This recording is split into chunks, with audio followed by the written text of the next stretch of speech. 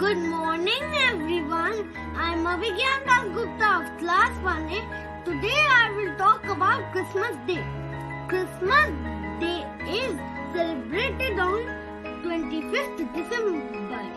It is the birthday of Jesus Christ. My father gives me toys. My mother bakes a Christmas cake. My parents are my Santa Claus. Thank you everyone.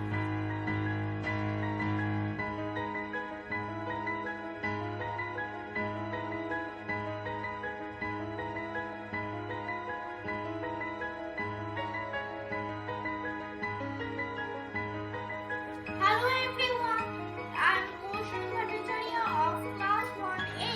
Today in the celebration of Christmas, I am going to say few lines about it. Christmas is celebrated on 25th December every year. It is the festival of celebrating the birth of Jesus Christ. People decorate their homes with lights and Christmas trees.